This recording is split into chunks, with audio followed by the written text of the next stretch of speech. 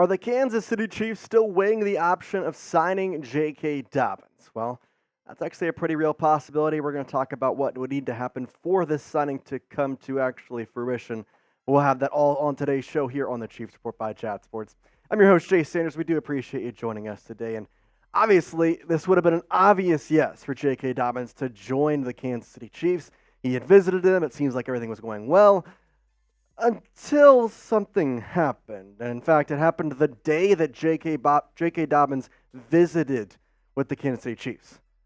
Clyde Edwards-helaire re-signed in KC for a one-year deal, and now it kind of puts to the question of, okay, is it worth it now to sign J.K. Dobbins? An injury-prone guy, does he fit on this squad? Well, the Chiefs have liked to carry three running backs for the past couple years, and I don't think they trust in La'Mical Perine to be a good RB3. He was a practice squad guy for a majority of the year last year, only came up when we had injuries to CEH or Jerick McKinnon, and even when those injuries did happen, we didn't see much of Perine. So I don't know how much faith they truly do have in him. They do like Deneric Prince, and Keontae Ingram has been talked about.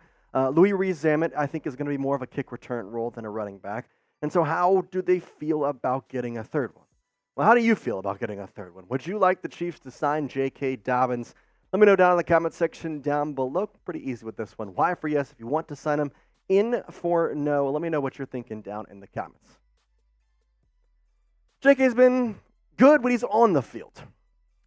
Keyword is on the field because he just hasn't been able to stay consistently healthy. First season back in 2020, 805, 9 touchdowns, 6 yards on the average. Looked like he was about to become the star that everybody expected him to be. Then, preseason, tears his ACL, is out for a majority of 2021, a bunch of 2022 as well, with some nagging injuries throughout that season. Had 520, though, in 8 games, not too shabby. And then last year, literally played in, I kid you not, like 3 drives before tearing his Achilles. And, of course, that ended his season last year. That's obviously the main concern. That's why his injury history is so prevalent, because it consistently has happened. I mean, you can go back to his high school days, and this guy has been getting injured consistently and often. I mean, you talk about his days in LaGrange, Texas. 2016, his senior year. What happens? Broken fibula. Past that, he tore his ACL, his LCL, and meniscus in 2021, just absolutely shredding that knee. And then he tears his Achilles tendon on that same leg. And so it's hard for the Chiefs to sit here and not consider the injuries that you see with him. However, at the same time, there's been shown that when he is on the field, he can be a game changer. And you're not expecting him to be the bell cow back. You already have that labeled out in Isaiah Pacheco. And in fact, should he get injured, you do have CEH. I think it would honestly work out. It's just about whether or not the Chiefs are waiting to sign him for something that they could potentially get in the draft, or whether or not they're maybe just liking the fit but want to sit on it for a while. They do have to think kind of fast, though, because the Chargers did visit with J.K. Dobbins, and every day rumors kind of swirl back and forth that he's either going to be a Charger or a Chief. It's just a matter of time and which one decides to sign him. So either way, J.K. Dobbins is going to be in the AFC West, it seems like. It's just about which team, how long it will take, and which one will be able to pull the trigger first. I think the Chiefs should. He's a very good deal. At his price, I think he would fit in well. However, I'll tell you why I think there's probably a slight hesitant with the Chiefs in just a moment before that. I'll tell you about one of our amazing sponsors, Prize Picks. Now, I know football season may be over, but guess what? That action on the floor is here. NBA playoffs. They start tomorrow, technically with the play-in, obviously. Not officially playoffs, but I'm going to consider them. Get in on the excitement with Prize Picks, America's #1 fantasy sports app, where you can turn your hoops knowledge into serious cash. Check it out at prizepicks.com/CLNS and using code CLNS for a first deposit match of up to $100. Now, obviously, lots of stat types to choose from, lots of things you can go and look at. However, I'm going with a little Lakers action with LeBron James going the more on a demon there, going 9.5 assists. I got the more on it. I think he can do it. Listen, in playoff games, LeBron is going to go off. All he's got to do is get 10 assists. I trust that he could do that. I'm going to pair that with Trae Young more in points. Trae Young always seems to play well when the lights shine bright, so I feel as though this is going to work out perfectly. It's also against the Bulls, whose defense has been less than superb this year. I think he could probably get it done, so we'll have to see. But, hey, I'm locking them in. You can go put in these exact same picks and different ones for the playing games that maybe you're more interested in, because Prize Picks has it all. They've got different stat types. They've got different sports. And honestly, they're the best place to play DFS. Quick withdrawals, easy gameplay, and an enormous selection of players and stat types make what makes Prize Picks the #1 daily fantasy sports app. Go to prizepicks.com/CLNS and use code CLNS for a first deposit match of up to $100. Shout out to Prize Picks. It's daily fantasy sports made easy. All right, here's where we kind of have the divide. So obviously Nate Taylor, on the same day that Clyde Edwards-Helaire re-signed, he did confirm that. But he also said, as for J.K. Dobbins, I'm told his visit today was productive for both parties. Perhaps a partnership that could happen later this offseason. And so I told you there's a scenario where this works out. Here's what I'm thinking the Chiefs are looking on doing. There's somebody in the draft that they like. There's somebody in this year's draft in just a little bit under a week now, or a little over a week, that they really, really like and they want on their squad. However, I think it's just one guy.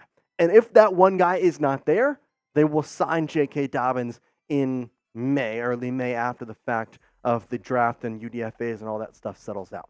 But the problem is, I don't know who that running back is. I only have guys that I know that they have talked to or been interested in it. I have to see if they fall to him, but let's talk about those three real quick, because the first one is Bucky Irving.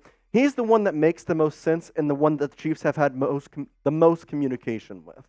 Now, if you don't follow me on Twitter, you should probably do that already. But I had this report from the NFL Combine where Bucky Irving said he has met with the Chiefs, and obviously, at the time, Clyde Edwards-Helaire was not re-signed, Jerick McKinnon was not re-signed, so could be a very good pass-catching back. Also ran the ball well this past year at Oregon. High-powered offense with Bo Nix and the way they kind of ran their system, but still included the running game a lot. Bucky over 1,100 yards in the ground, 400 plus in the air, 13 total touchdowns. He's a threat from both ways. And honestly, he's been able to kind of been a journeyman. Played in Minnesota, performed well enough there to get the job at Oregon. Came there in the past 2 years, over 1,000 yards in both years, nearly 3,000 yards in his collegiate career. And I think he fits the bill well here if that's what the Chiefs want to do. Again, I think there's one person they want, given they talked to him at the Combine, given there's been a talk about being him being the pick at rounds 4 or 5. This honestly seems like the most likely option to be the one that they want. And if they don't get him, then you go J.K. Dobbins. But maybe you want Bucky Irving more. Well, let me know what you would do in the comment section down below. If you would draft Bucky, then type D for draft. If you're going to pass on Bucky Irving, you don't want him, you're other J.K. Dobbins, then I want you to type P for pass. The second running back we have, a pretty reliable sources saying that the Chiefs have been interested in, Braelon Allen of Wisconsin. Now, Allen, honestly, runs very, very heavily, and I think him and Pacheco would be a dynamic combo that we haven't gotten to see in Kansas City in a long time. He fits well with the offensive style the Chiefs would run, given he wouldn't be the bell cow back. And truly, I do feel the Chiefs don't want to put so much pressure on Isaiah Pacheco because we've seen how many times it's affected running backs in the past. And even Isaiah Pacheco last year had a couple of injury spurts where he missed a couple of games. If you have Braelon out in the backfield, that's a guy who's been a starter at, you want to call him, RBU with Wisconsin. Over 1,000 yards in 2 of his 3 years there. Just missed it this past year. Played 1 game less, but still had 12 touchdowns. He was a beast, and I think he fits in well with a lot of the way the Chiefs want to run this team. If he were to be the pick, you could kind of pair him with Pacheco. Pacheco's the main back. When he needs a rest, Allen comes in. Third down pass catching back, boom, that's Clyde Edwards-Helaire. You're good to go. I think that's a perfect fit. However, I don't know how certain the Chiefs are on him. He was highly ranked coming out of high school. He did great at Wisconsin, but I still think there's a lot of question marks with him just because running backs are so hard to guess on, and Pacheco being a 7th-round pick, you're not trying to, waste picks on anybody at this point, and especially when you're trying to go for a three-peat. You got to figure out who's the best fit. Let's go to the third pick that I could see signing with the Kansas City Chiefs, Dillon Johnson, the Washington running back who was a playoff guy. He would be a later round pick for a couple of different reasons. One, I don't think he's as talented as Bucky Irving or Braelon Allen. However, I think he did put up the stats necessary to be a really good player in the NFL coming up this next year. He did have an injury, though, in the playoffs. Played in the Michigan game, Obviously, no offense was coming for Washington in that game anyway, so it didn't really matter. But however, he was injured. He's all good now, seems to be ready to go for play whenever it's necessary. And I think he would be a better fit in like the 5th or 6th round. I think if they miss out on Irving and Allen and they still want to stick with the running back, maybe they do go Dillon Johnson. And maybe he's the one they want all along at round 6. Honestly, I couldn't tell you. We're just going to have to wait and see here. But luckily, not going to have to wait too much longer because the draft is coming up. But I want you to pick a running back that you would take here coming up in just a Thursday and a couple days. Bucky Irving, you picking him, type I. Braelen Allen, type A. Dillon Johnson, type J. I want you to pick somebody that you would like to have on your roster for the Kansas City Chiefs. Who would you draft? I like all of them. I think that they all could be a good fit. I know that the Chiefs have their eye on one of them because it just doesn't make sense for them to continue having constant communication with J.K. Dobbins and saying that could be a good fit unless there was specifically one person they wanted. Because if they wanted one of those three, or all three of them, they were going to be able to get one of the three. Now it's just about who do they want, how do they go about this draft, and maybe it's just not time to pick a running back at a certain pick and they choose other options. Lots of things can go into the mind on draft day, and we just have to wait and see. But hey, I'm excited for it. And make sure you're hitting that subscribe button because we're going to continue our draft coverage as we get closer and closer. And I'm telling you, you're not going to want to miss draft week because we got a lot of stuff planned. You're not going to find better draft coverage than right here on the Chiefs Report. We do appreciate you joining us this Monday, and we will see you next time. For now, Chiefs Kingdom, peace out.